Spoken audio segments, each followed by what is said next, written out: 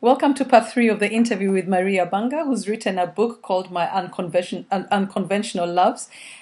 She has a very interesting story that is truly unconventional, or maybe it is conventional. It's just that we don't hear the other people talk about, about the same thing that they have been through. They keep it quiet, but you're talking a lot about it, and you've written your book. And thank you so much for the interview and for the posts that you put on the divorcemagazine.co.uk. One of the posts that you put once, and I remember reading it and thinking, "Wow, this is heavy stuff." It's when you talk about the fact that you left your children behind when you left your marriage, and so I don't even know what to ask you about that because I can imagine, when you put the post there, I thought, oh my goodness, she's going to get quite a lot of comments, but you are prepared for them because you know that in reality that's not the done thing usually, but you went ahead and did it. Can you tell us how you came about that decision to leave your children?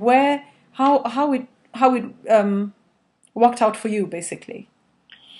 Wow, so Ila, I had left MTN, so there was no more steady source of income. I was a lawyer, but that's not a steady source of income. Just like any profession you do on your own, it depends on your clients and everything. And then with all the shit in my life, I wasn't really doing as much. And my clients were mostly those street kids and the prisoners and everything. We don't have much money. That means I didn't have much money. And I wanted to leave. It's been in my mind for like since a year ago into my marriage. I decided I was going to leave, but just taking the courage, just taking that decision to go was something. So I made up my mind finally, maybe in the Christmas of 2010 or something, that I was going to leave. I But left in 2011 in May. by this time, you had three children. Yeah, You had Alain, David, and and Gabriel. Gabriel. Yeah. So December 2010, I decided now I'm really leaving. So I started to talk with these children. They're very small, but I started to talk with them and I told them, see, my boys, I can't take it anymore. This is what I have done and this is how I'm feeling. And I'm so sorry. I'm going to leave you guys, but we're going to pray over it. And I'm going to keep in touch and I'm going to pray for you and I'm going to keep loving you. I know it's going to be hard for you. And I went through it, so I can imagine what you guys will be going through. But I just want us to stay strong, to talk to each other, and to know that whenever I can, I will always come back for you and everything. It wasn't easy. We cried and we used to sleep together and we used to pray over it. And it was 6 months, 6 months of doing this over and over and over again. But I knew I couldn't take them. And I knew I couldn't leave the three of them in that same house. Can I ask you why you couldn't take them? Yeah, because I didn't have any money, Soila. I think I explained that. And I wouldn't take them for the fun of taking them when I cannot keep them. Okay. So I you, was, yeah, yeah. I was going to see what I would do with my life, and I can't go start thinking what I would do with my life and have three kids at the same time to think what to do with them. During this time, did you have anybody that you were confiding in that you could talk to, about these plans of moving, of Well, leaving, or was it just you were completely on your own? me and my Alan, Oh, yes. my friend, and then I tried to talk to my mother. I talked to her twice, and she didn't discuss with me. She thought I was really like crazy. And then at some point she came up with some other plans because she really realized at some point the marriage was really rocks. But her plan was like me moving back into her house, and that's not what I wanted. And so Yeah. Well, how would you answer anybody who said that your move to leave your children was a selfish act? How would you answer that? Well, I don't think I'm going to justify that. I'm going to say, well, you can take it to be selfish, but that's what I did. And life, sometimes you think about your own self too. To stay alive for those same children, for me, it was much more than selfish. So it was more as an act of survival than, Yeah, and yeah, it was you for me, had it to was a survive. sacrifice. Okay. And so now you've told them it's been 6 months you've been preparing them to leave. And then how did your husband had no idea? At some point, he thought that, yeah, he's seeing me behaving strange, and And we weren't even sleeping in the same room anymore. So he didn't really care about me, And so, uh, but I don't think you can go. Where will you go to? What will you All do? You right. don't have no money, So, Okay. So then you did. So the day came when you were leaving them.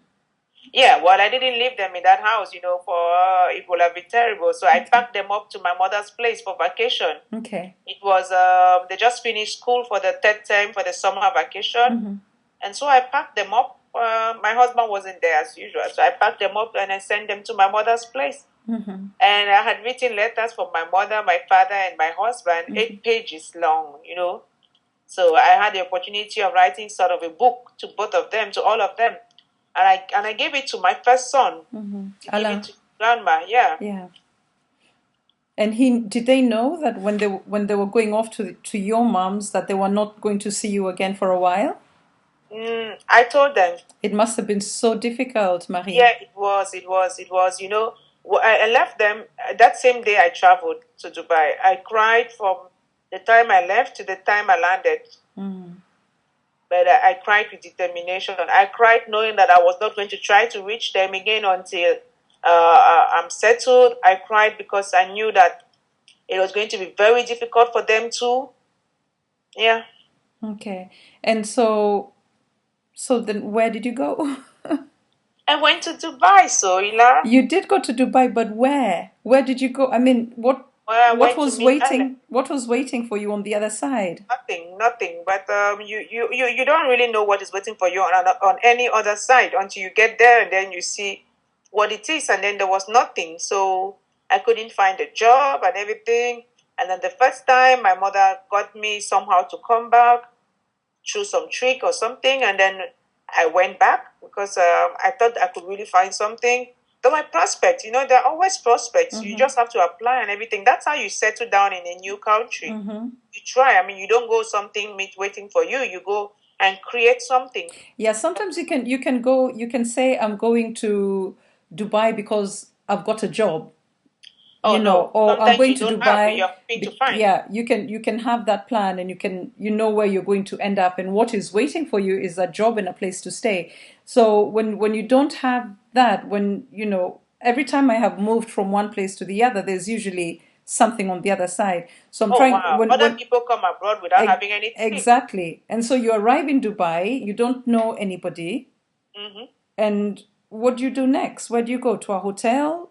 No, no, no, To no. a I know Alan. He's already in Oh, Dubai, he's and he was already renting a room, so I all met right. him. Okay, so there was somewhere you were going. Yeah, yeah, Okay. yeah. It's Yeah. that I didn't. There was no job I was going to. That's the Yes. thing. Yes. No, that's different. That's different. Okay, so well, it didn't work out eventually. So I went back to my mother. Hmm. That's what mothers are for. We go fool around and then we come back to them and then they open their arms and then they take you and everything. So well, that's my mother. And I went back home and then I said, her brother was in Tanzania in the tribunal, and he said, okay, come to Tanzania and do an internship, and then we've applied for a job and everything, and I left them again, and I went to Tanzania for 1 year. Okay. So you saw the children and you went back again from Dubai. Yeah, yeah, yeah, Okay, and then you left and you went to Tanzania for a year. You yeah, went back home again to yeah, Cameroon. You're from Cameroon. yeah. And then you saw the children again, Hmm. and then you left to come to Brussels. Is that right? Yes, and I've been here for a year and a half, and I'll go back and see them again in In June. June. And how is that working for you? Well, so like difficult, but by now I should have been very, very strong, right? I mean, given all what I've told you, and I think they too are coping much better Yeah. than before, and yeah. I recently wrote an article on the Divorce magazine that I'm thriving, right? Yes, exactly. You're thriving through divorce, so you're Yeah, growing. I'm Yeah. thriving not only through divorce but through everything, through life. And some people don't divorce, but they go through hell in their marriages and they live on in there. Yeah. So you thrive in life, not What necessarily only after a divorce. Yeah. Okay, so what I would like to ask you, Mahi, is through and if we look at the divorce part of it, right, and the marriage and the divorce part of it, what have you learned from that experience? Don't jump into a marriage. Make sure you know what you're going into. and who you're going into this thing with, into this relationship with, it should normally be for life. Unfortunately, it doesn't work out that way, but I think if you go in for love and you try to make it live on for love, then yeah. But if it happens otherwise, maybe you have to deal with it. But in my own case, frankly speaking, if I had not rushed into this marriage, if I had not asked to be married, I don't know where I would have been today, but it would have been a different story altogether. Okay. And now, now that you've okay, the other question I wanted to ask you is what you have learnt about you as Marie. What have you learnt about you because of your whole journey? Oof, that I am a survivor, that I am a fighter. I have always been, people have always said that, but at some point I lost this age. Okay. But going through this journey, oh, wow, yeah. Okay. All right. And finally, now you're in Brussels. You're settled. You're seeing somebody. Your darling, as you call Yeah, him. I'm living with him. Yeah. Oh, you're living together now. Okay. And I know you celebrated when we met in Yeah, Waterloo. You yeah, were in just going London back, recently. yeah, to celebrate your First anniversary. first anniversary. And how is that working for you? Yeah, it's working so well, so Eli. I mean, I could not have wished for the better for somebody else. I think I'm so happy. It wasn't so Good. easy. You read in the book, yeah, but Yes. that's what I have, and I'm so happy for that. And I get so much more. And I just wish that all the women and all the men who go through divorce for any reason, when they get through it, maybe 1 year, 6 months, anytime later, you meet somebody like this. Yeah, Yeah. Okay. we deserve that too. Yes. And you wrote a blog on that. Yeah. About the We Deserve Love Too, which I think it was during Valentine's that you put that Yes. together. Yeah. Yeah. Marie, I cannot thank you enough for coming on, for the interview and for just sharing your story, your journey with us. I think you are a true survivor. You are, I mean, from your story and the fact that you can expose, using that word, yourself, to anything that could be thrown at you. And at this point, it doesn't really matter. It doesn't matter. I'm working to become a coach, a personal and Yes, emotional well-being coach. exactly. So I'm actually being coached right now, and I'm taking some courses and everything. Yes, So I'm shifting completely from what I learned, lawyer. I yes, want to do something now for humanity, for women in yeah, particular, yes. for the men too. So you have to go public, and for me, I don't want people to dig up things and say, "Oh, Marie did this." So Yes. you have it all, and then we can go from there. Fantastic. Thank you so much, Marie. Thank you so much, Thank you. Soila. It's been a pleasure. It's been a pleasure for me too. Okay, Okay. Soila. Bye Bye. bye.